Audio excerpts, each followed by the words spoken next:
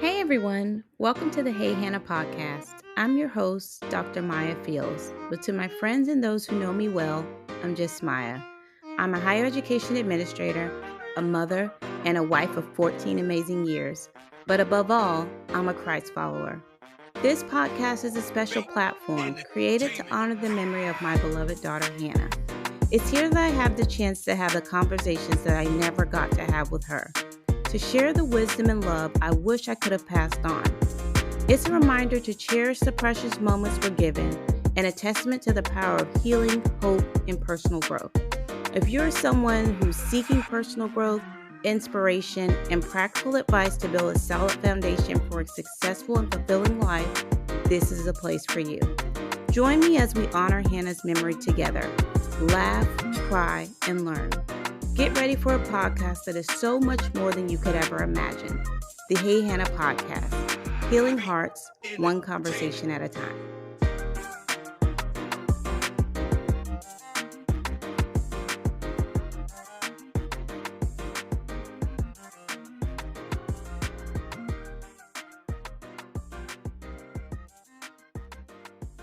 Hey everybody, welcome back to another episode of the Hey Hannah podcast. And today we are jumping into raising resilient kids. I want to talk today about celebrating your children's unique gifts and how, as parents, we can do that and just encourage them to grow into their best selves. Hopefully, you all have been having a fantastic week as the weather starts to change. I know we are switching out things in our home for the seasons. You know, you're putting away the shorts and you're pulling out the pants. So it's a busy time, but it is always a good time to dive into how to be a better parent. I feel like that's a topic that I'm always learning about. So I love when I get to do parenting episodes. And hopefully you love them as well. And you feel that it's beneficial and you're getting some cool information to incorporate into your routine with your children. So, as we dive into, celebrating the unique gifts in your children is so important because our world, especially now, is full of comparison. In the social media age, we are connected to so many people and so many things. And what we're able to do quickly is compare ourselves to what other people are doing or what they have or what they have accomplished. And we know as adults, you know, how easy it is to compare when you see other people on social media. It's like you compare your insides, the quote says, to someone else's highlight reel. But imagine as a child having access to all types of information, but not really able to fully compartmentalize and really dig into that information to think, well, people are only posting the best parts. They may not be posting the struggles or the hard times that they're having. So, again, in a world where we are full of comparisons, it's so important to equip our children because it's inevitable that they're going to be in an environment where they're comparing themselves to others. And so this episode aims to encourage parents to focus on their child's unique strengths. Each child is uniquely designed with their own sets of gifts and talents. And our roles as parents is to nurture these gifts. I always like to think of it this way is you get to see your child from a view that they don't get to see themselves. And think about that from your perspective. Other people can come up to you and tell you, you are so amazing at this, or you're so creative, or you're such a good communicator. And oftentimes you may not recognize those things in yourself because you have a different view. You're able to have that same view for your children. So, as their biggest advocate, their biggest supporter, it's like you almost have a duty to be on guard to watch out for what they're good at and let them know about it. Like it's not a secret. And so, you want to, as a parent, be able to call those things out for your child.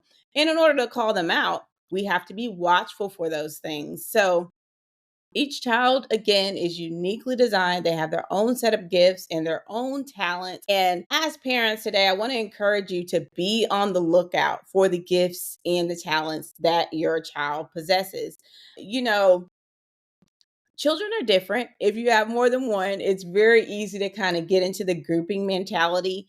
But don't forget that each child has a different personality and they have different strengths. So, as parents, as you are observing those different strengths, make sure that you yourself are not incorporating comparison into your language. And sometimes it's very easy to do, especially in kind of the hustle and bustle of things. It's like we are the group of parents and these are the group this is the group of children and I need you to do this thing and I need you all to do it together and do it now.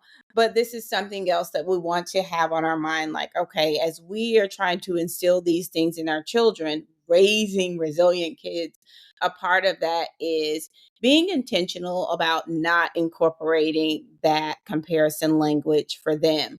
You want to maybe, for example, identify how one child might be more autistic while another child may be more athletic.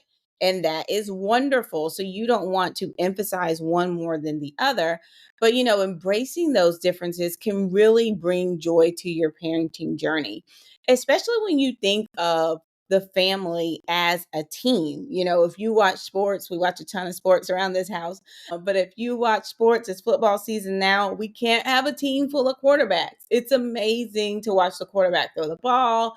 And, it's great and to see like, oh, they have great vision, or they're able to spot this opening, or they're able to do so great with this play, and they're leading everyone on the field phenomenally.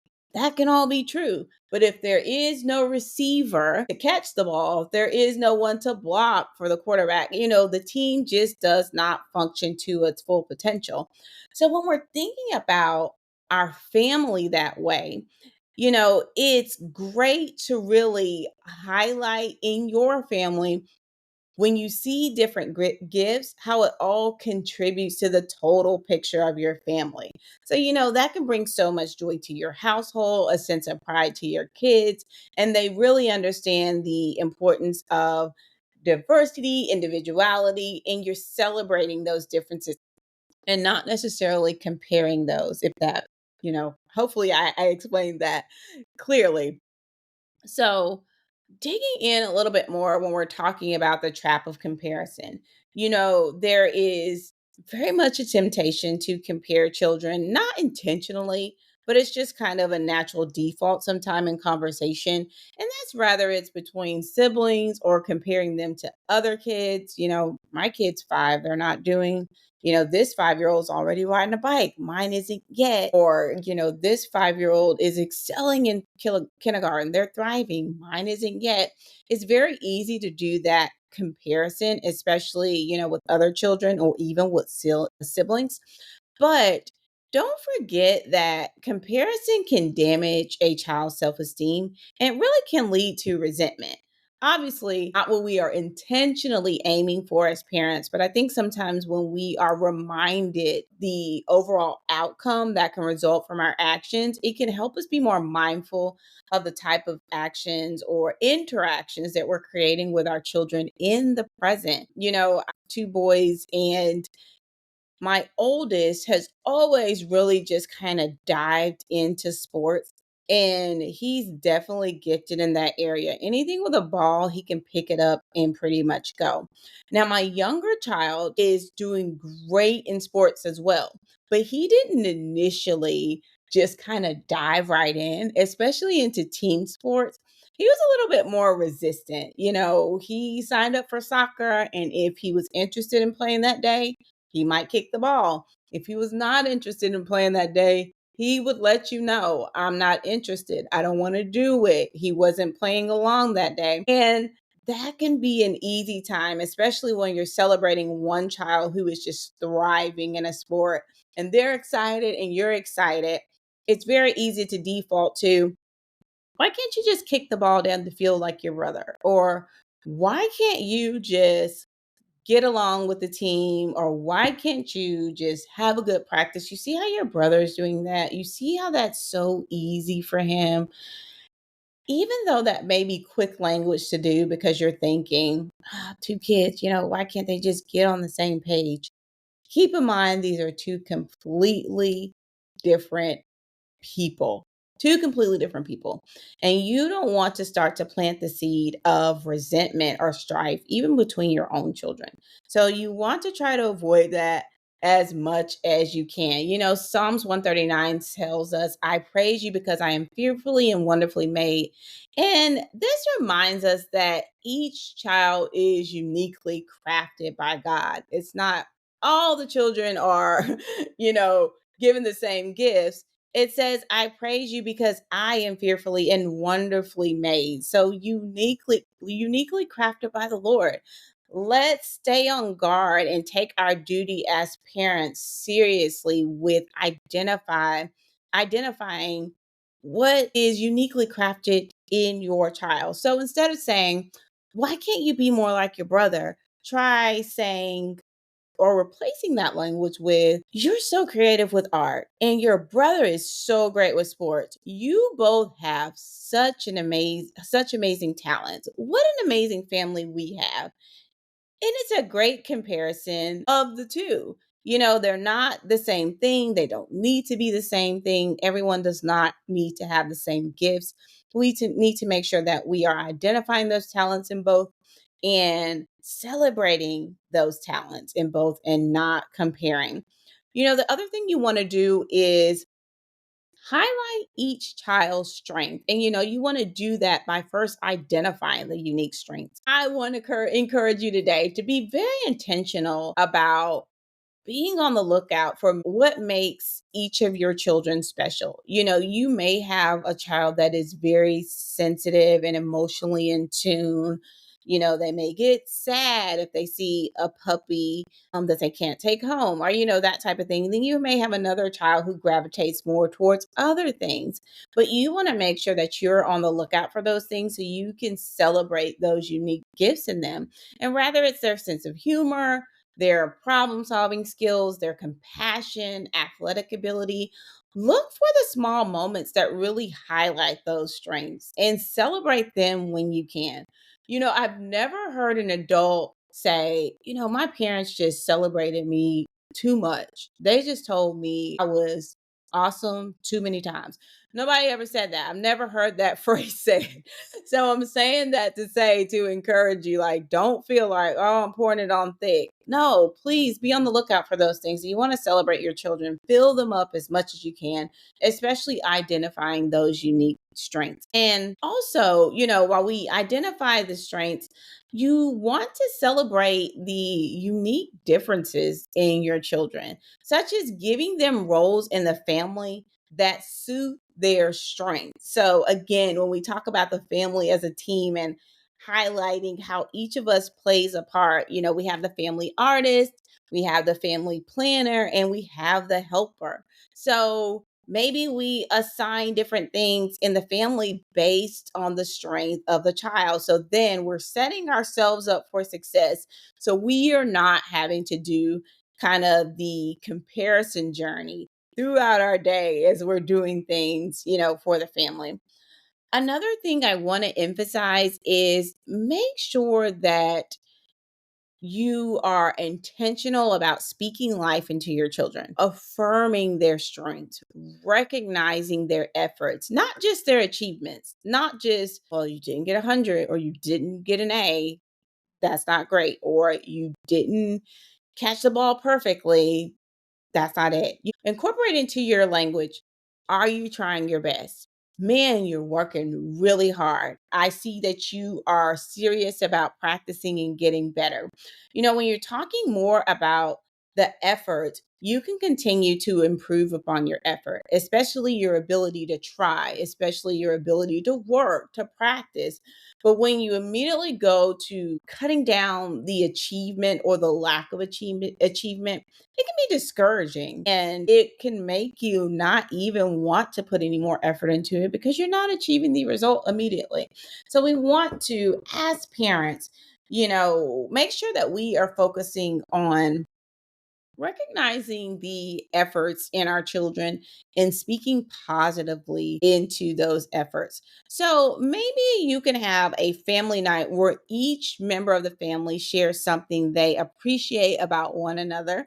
This can be a lot of fun. Maybe you can get some really fun answers out of that, but focus on character traits rather than accomplishments. I appreciate that Sam is such a good listener. I appreciate that Teresa is always willing to share. Those are some great traits that we can celebrate. And as you continue to do those things as a family, what you're doing is creating an atmosphere that shows your children celebrating other people, identifying areas that are positive character traits in them is important. And they're on the lookout for those things as well. And they are also learning how to affirm and speak life into others. So, moving right along, we also want to make sure that with our children, we are supporting their interests. We want to make sure are interested in things, even if they are different from our own things or what we expected them to naturally gravitate to,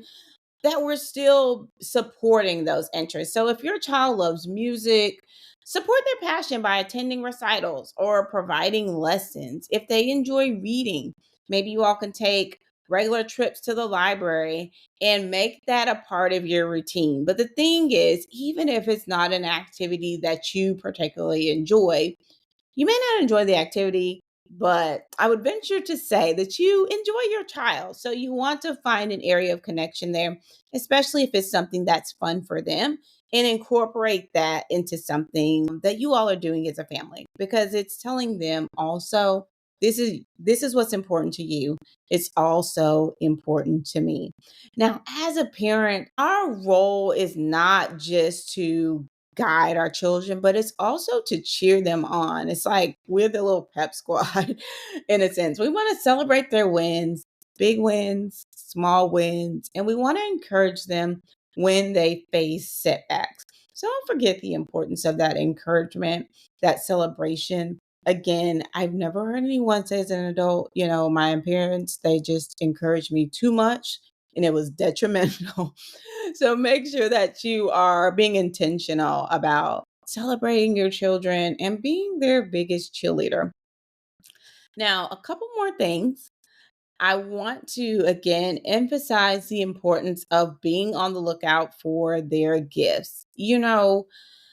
Children are gifted with so many talents. And when we identify those gifts in them, we can really help encourage them to sharpen those skills and just become even better in that area, especially when they're younger. So sometimes a child's talents may not be immediately obvious, but they can be discovered through exposure to different activities. Maybe we try soccer, maybe we try chorus or piano, whatever it is. And just because you try a sport one time doesn't mean we're sticking to this until you make it to the Junior Olympics.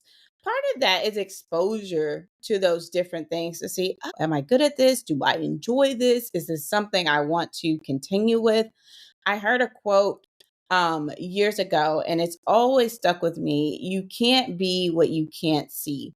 And essentially, it breaks down to having the ability to see in your mind that this type of opportunity exists helps to fuel that desire to even know you want to be that thing. So if you don't know that you can be a professional soccer player, you don't know that those teams exist, it never becomes a desire for you or for the child. And they don't even think to work towards that thing as a career choice. So obviously, if you have small children, you're not thinking long term career choice yet.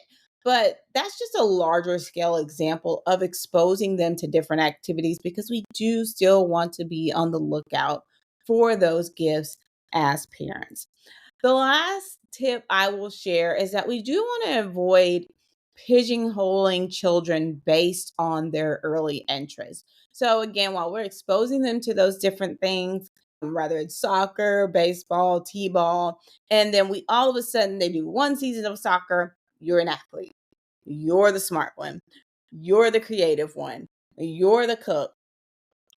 Children's interest in their talents, they can evolve. And so you want to keep that door open and make sure that we are highlighting traits that would continue to carry on. So, for example, you're such a great leader. You're such a wonderful helper. Or look how well you create activities of togetherness with others, those types of things. So as they continue to evolve, your athlete, because you put in one season of T-ball and you've labeled them the athlete, and then they decide to do a pivot, you don't want them to feel like now they're conflicted about identity because they have now been termed the family athlete. So that's just something to keep in mind. You do want to avoid those stereotypes.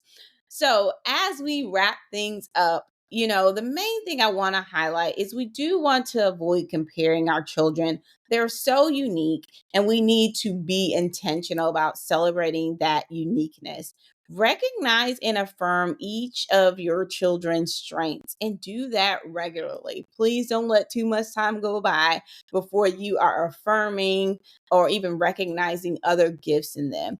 You do want to also support their interests, be their biggest cheerleaders, and encourage them in their gifts. So there are a couple resources I want to leave with you. There is a book called The Five Love Languages of Children. Now, we hear about the five love languages when we are talking about relationships, I'm sure all the time, but there is also a children's version. It's a great resource really to understand how to love your children in a way that speaks to them individually. Because remember, they're all different. Even if you have a gang of kids, I promise they're all different. They're not a carbon copy of each other.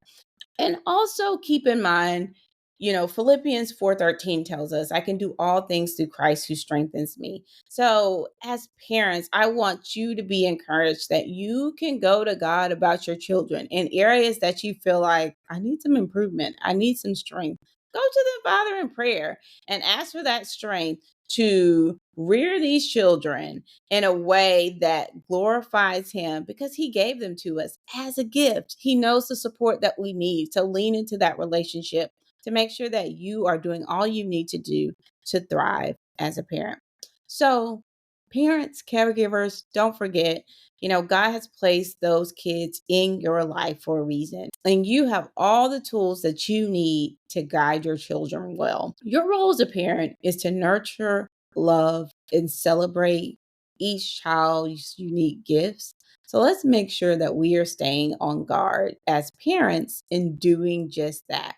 So I want to encourage you today to take some time and affirm your child's strengths and celebrate who they are. I want you to share this episode with any other parent who might need this encouragement. So, thank you so much for listening and for tuning in for another episode. Don't forget, we are on social media. We're on Facebook, LinkedIn, Pinterest, Instagram. We're on all the socials under Hey Hannah Pod.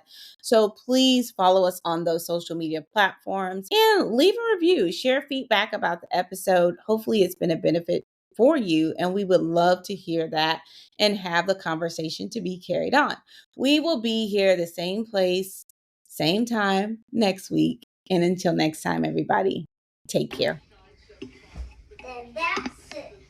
I'm out of here. Thank you so much for joining us on this episode of the Hey Hannah podcast. We hope that you found inspiration, insight, and encouragement in our conversation today. If you enjoyed this episode and want to stay connected with us, be sure to like, subscribe, and review the Hey Hannah podcast. Your feedback helps us reach more people and spread our message of love and wisdom. You can also follow us on social media at Hey Hannah Podcast. Find us on Facebook, Instagram, and TikTok to stay updated on all the latest episodes, behind-the-scenes exclusives, and engaging content. And for those of you who prefer the visual experience, catch the video versions of our podcast on our YouTube channel. Just search Hey Hannah Podcast and hit that subscribe button to never miss an episode. For even more Hey Hannah goodness, visit our website at www.heyhannahpodcast.com. There you'll find updates, bonus content, and join a community that embraces you with open arms. Your continued support truly means the world to us. Together, let's spread love, share wisdom, and honor every precious moment. Because here at Hey Hannah, we believe that life is meant to be lived well. Remember, a new episode of the Hey Hannah podcast is released every Wednesday, so mark your calendars and be sure to tune in. Thank you again for being a part of Hannah's Hive. Until next time, take care.